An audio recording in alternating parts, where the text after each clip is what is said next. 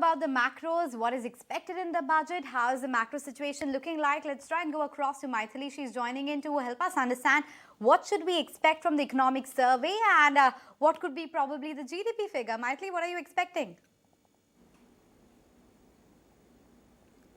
Well, the survey, frankly, is a document that just serves the purpose actually of stock taking. As the Chief Economic Advisor, Anand Nageshwaran, has himself penned in an article in one of the financial papers today, he's actually toned down the expectations of the survey, saying it's essentially a stock taking measure.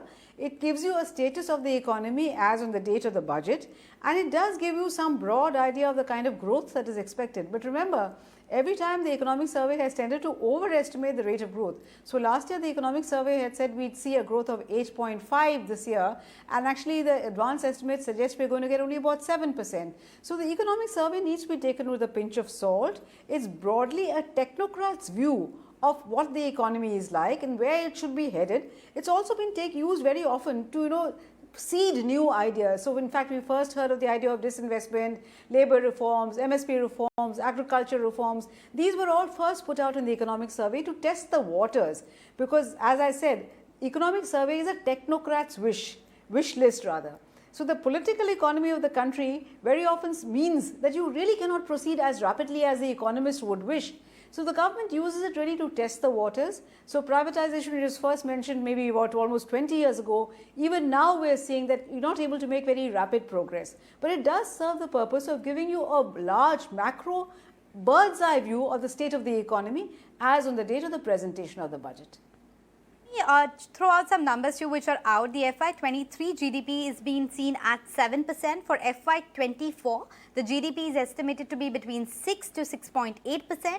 The baseline real GDP for FY24 seems to be pegged at 6.5% or close to that number, while the baseline nominal GDP is expected to be 11% when it comes to FY24.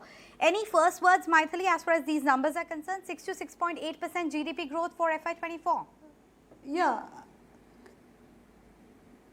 Yeah, that seems fairly realistic. Maybe the base case scenario seems more like it, because as we've seen, the world economy at large is going through a slowdown. So even if we do 6.5, it would be really commendable, especially since inflation is also coming down. So a nominal growth of 11% looks a little optimistic. Maybe a nominal growth of about 10% is more realistic. But by and large, I would think this survey has been more realistic than the previous year's survey. Remember, our tax revenues, the government's tax revenues depend critically on the nominal growth. So with a nominal growth of 11%, government's tax revenues will not see the kind of buoyancy that we've seen this year. But 11%, I would think, is a reasonable estimate. Maybe the risks are on the downside though. On the downside, that's the word coming in. So 11% nominal GDP growth for FY24 is a tad bit more optimistic. Maybe a 10% number is what is more likely to happen. However, the baseline real GDP number at 6.5% is something which Mythili agrees seems a bit more realistic. Just wanted to add a couple of more numbers and repeat them for our viewers as well. For FY23 rather, the GDP is pegged at 7%.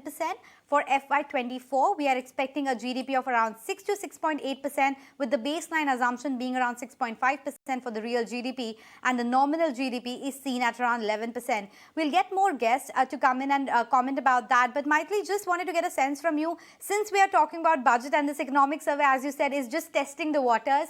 What about tomorrow? What kind of, let's say, fiscal deficit number are you expecting? What are the key things that you would be watching out for when it comes to the union budget tomorrow? Yeah, and just one more comment if I could add to my previous answer, is that the IMF has just come out with numbers saying that next year's economic growth for India, fiscal year, will be about 6.1. So of course the IMF also has been very often proved wrong. So one will have to take, as I said, all these estimates need to be taken with a pinch of salt. But the base case scenario of 6.5 is more or less in line with the IMF estimate of 6.1. But given the kind of uncertainties in the world today, I think anything above 6% is a reasonably good showing. As regards tomorrow's budget, the fiscal deficit, which was pegged at 6.4%, is likely to come in lower, not because of any great credit on the government's part, frankly, but because the nominal GDP, that is the base, the fiscal deficit in absolute numbers divided by the GDP in absolute numbers, comes to a smaller ratio, because the nominal GDP for this year was so much higher, is likely to be so much higher, again, primarily because of high inflation. So the real growth is likely to be only about 7% as per advanced estimates. RBI in fact said 6.8%. 8%, but because we had very high inflation, the GDP deflator, which is what gives you the nominal GDP number, is going to be quite high. So because of that boost that the government gets, my sense is that we might just well find the fiscal deficit number just in the range of 5.9 to 6.2% GDP, which gives the government an opportunity to pat itself on the back and also say that we're going to adhere to the fiscal roadmap and somehow get to that 4.5% by 24-25. A big ask, of course, especially in a pre-election year, but certainly good going as far as the government's fiscal prudence is concerned.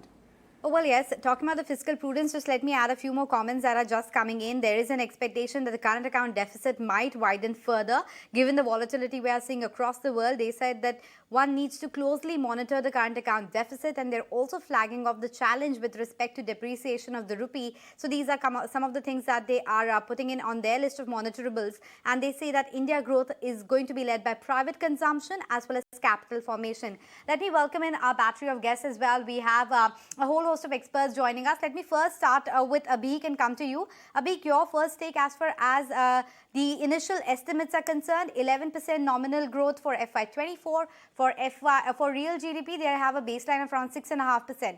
Do you expect this to be realistic? Well, more or less so, but I think I would tend to go with a slightly lower GDP number, maybe around in the range of 5.8 to 6%. I think there is considerable resilience in the economy. That said, I mean, there is a global slowdown, which is very much entrenched now.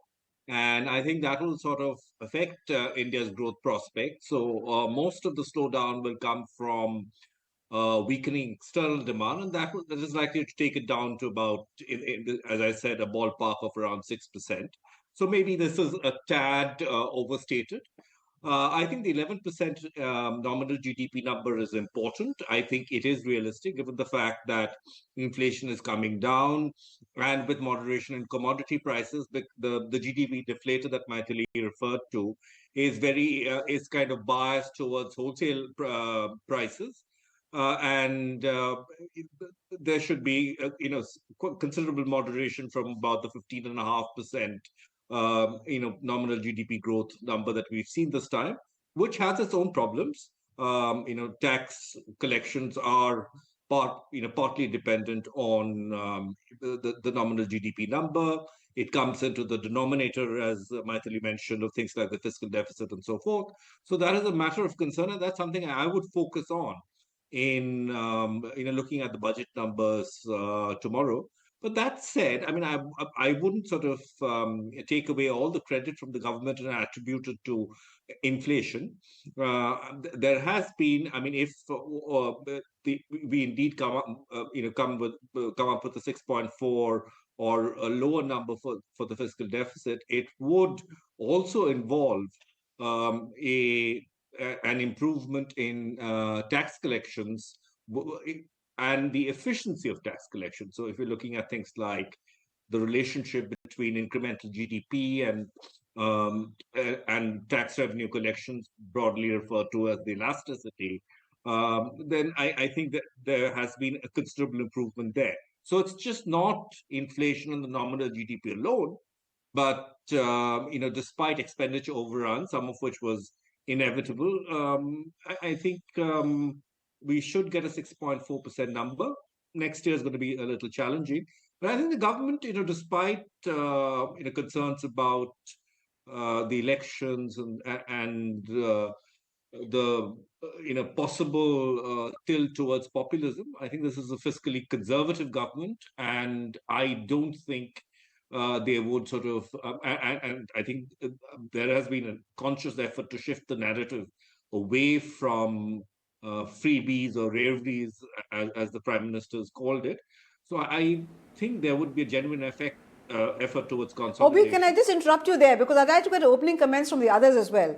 Obik, let me interrupt you there for a moment because I'd like to get opening comments from the others as well. We'll come back to you for the details a little later. But let me now turn to the fiscal guru amongst us all, Dr. Govind Rao, Director General of the NIPFP, the government's fiscal think tank, member of the form of Finance Commission. So Govind, two questions to you. A, the assumptions about growth in the economic survey, and B, what do these really portend for the budget tomorrow? Govind. Well, as far as growth is concerned, I think the IMF had projected a growth of 6%. So anything more, I would say that 5.8 to 6% growth, real growth is possibly one should expect. But one never knows, as you know, as you go, there may be better harvest, and we, sort of, so a few decimals here and there may not make a great deal of difference. And 11% nominal growth also I am not going to contest much. But this year, that is 22-23 fiscal deficit number, again, there has been a quite a bit escalation in the subsidy numbers. But then there has also been improvement in tax collections. More than that, you were in the higher, something like the budget had assumed 11% nominal growth, but then actual growth, nominal growth was estimated at estimated 15.4%. That in itself, sort of provides a lot of cushion.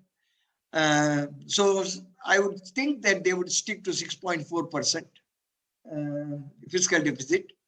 And so the next year, according to the roadmap that Mrs. Sitaraman had given in 2020, she would have to bring down the fiscal deficit number to 4.5% by 2025-26. And this is the last year when you have the full year budget. Next year will be the election year. So quite a lot of fiscal adjustment may have to be front-loaded now. So I would expect that the fiscal deficit number would be brought down to 5.8%. They will not have much of a sort of advantage of a denominator, because if 11% growth is assumed, obviously, that's more realistic because the inflation will come down. I think it would be, they will have to reduce the fiscal deficit, but at the same time, they will have to continue to increase the capital expenditure, because growth has to go on. So you have to contain the deficit, and then you have to sort of continue to spend more on the infrastructure. So it's going to be a big dilemma. It's not going to be an easy job. But one of the things that I would very much wish is that, you see, there have been there has been a tendency to make the budget much more transparent. I think that will continue. Off-budget liabilities will not be, sort of, in fact, that's one of the credit I should give to Mrs. Sitaraman, where she has tried to bring in the off-budget liabilities into the numbers.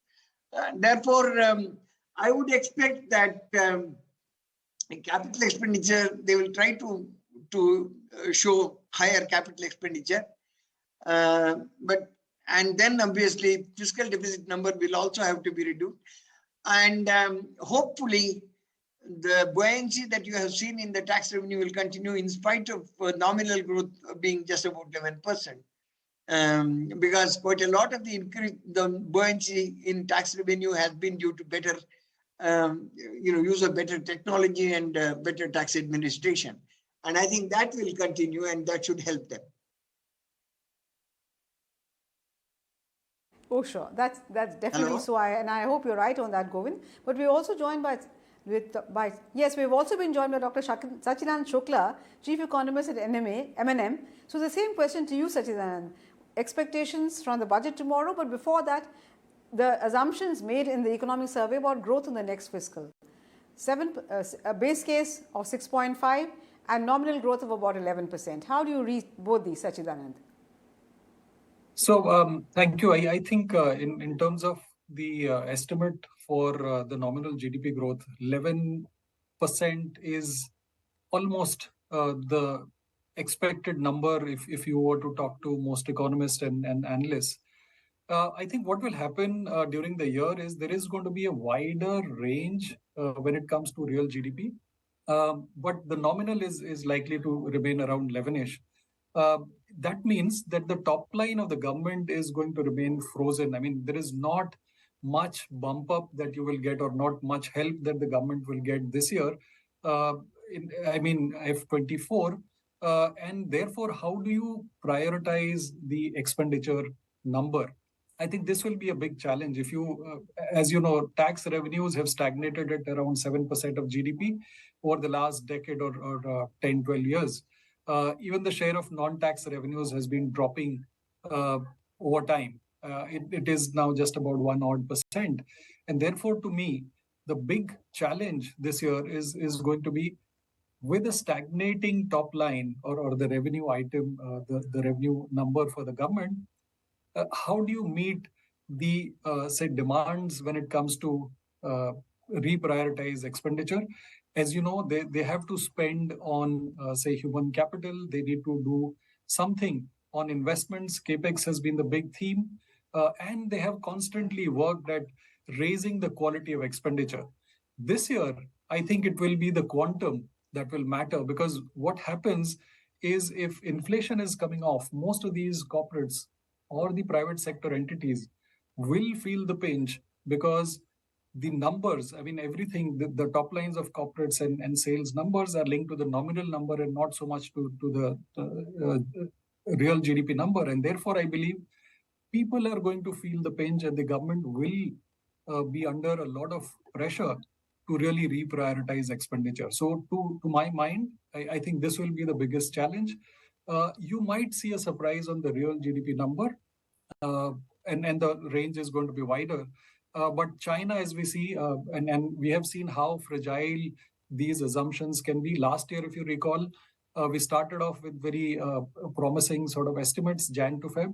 This year again, after talking of very dire sort of background, the IMF has just yesterday started to talk about how they're becoming very optimistic, especially on the advanced economy side, and the global GDP number for next year. And China reopening has really started to have an impact on crude and commodities. So I think going forward, we should really take these numbers with a pinch of salt. And I think we should be working more with scenarios rather than these pinpoint numbers of 11% or whatever those numbers are on the real GDP side. So I think in a year like this, and from the lessons that we've had over the last 2-3 years, it is better to work with scenarios and with wider range of numbers than point estimates. Back to you.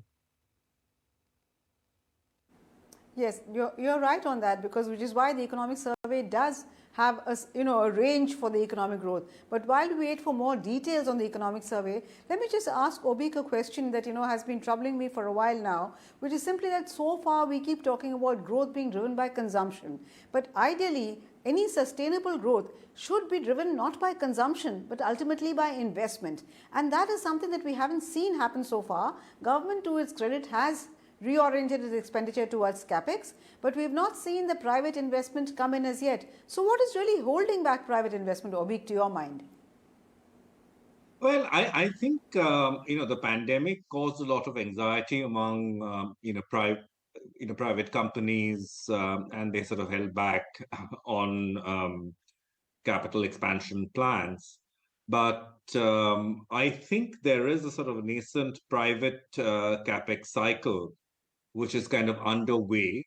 I think despite the risks and the threat of a global slowdown, if not a recession, companies are getting a little more confident about long-term prospects.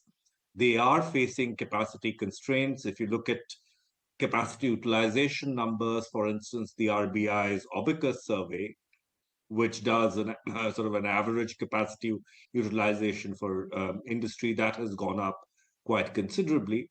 Now, it's not across the board, but in a number of sectors, companies are looking at both better domestic prospects as well as once the global crisis is over, and the feeling now, as Sachidanand mentioned, sort of echoed by the IMF, that it's going to be kind of shallow, is that they are going to sort of look through it, and where there are significant export prospects, they might just add capacity. So I think this is going to be critical. And the thing that the government can do with the budget is that yes, they should reprioritize expenditures, but I think the focus should be very clearly on fiscal consolidation, because ultimately private investments are influenced by interest rates. And if you if you don't walk down the path of consolidation, and the markets and the sort of the credit system get a Obik, sense of that, Obik, I'll then have to we have a interrupt you problem. here. Obik, I'll have to interrupt you. Obik, can I interrupt you here because it's time for us to slip into a very short break, but please do stay with us. All three of you, I'll be back very, very soon. So Obik, then you can have your full say. Please do wait for that. Bear with us. We'll be back very soon. Welcome back. We're in discussion on the economic survey. Three experts, Obik Barua, Dr. Govind Rao and Sachidanand Shukla. Before the break, we were discussing with Obik and Dr. Govind Rao, if I can ask you the same question. That, we've been talking in terms of the need for private investment to start kicking in and provide the foundation for growth. But we haven't seen that happening, even though the economy has largely recovered from the effects of COVID. So what do you think is holding back? Government has been reasonably fiscally prudent, and as you said, the finance minister has brought in a great deal of transparency to the budget numbers. So what is really holding back private investment? Govind. The point is there has been a secular decline in the investment ratio. If you see 2011, for example, it was 39% of GDP. There has been a steady erosion that has happened over a period of time. There are several structural factors. But the immediate thing is that obviously, as was mentioned by the previous speaker, the interest rates are going to be very crucial. So we need to really have a proper fiscal consolidation in place. There are also supply disruptions in the system. And, certain sectors, for example, semiconductors, still we have not been able to overcome that particular problem. And then, of course, the structural factors like, our reforms on the labor laws, for example, has not proceeded. There are a number of other reforms that were contemplated. The factor markets still have a lot of rigidity, land acquisition, and various other issues. So we do need to really go back to the reform scenario, because there has been, even before the COVID struck, there has been a very secular decline in the investment and decline in the GDP growth. So the manufacturing, it depends on what all things that we are going to do. The other thing is that we have turned more and more protectionist since 2017. Exports are important and we can't just ignore them. So we do need to really, sort of move away from the protectionist stance. So there are a number of these factors, and I think there is a lot of work that is needed to get the manufacturing, particularly the employment-intensive manufacturing sector, to start moving. Oh yes, there's a lot that still remains to be done, and the survey only tells us what is the state of the economy today and lays out the broad challenges as well as opportunities. But thank you very much, Dr. Govind Rao, Sachidanand and Obik, for joining us and shedding light at least on the initial flashes from the from the economic survey. I'm getting ahead of myself. Yes, talking about the budget tomorrow, that is tomorrow. Today is the economic survey. And it says that growth next year, the next fiscal, is going to be baseline projection at 6.5 and nominal growth at 11%. Pretty good numbers going, but thank you very much. And with that, it's time to wrap up the show.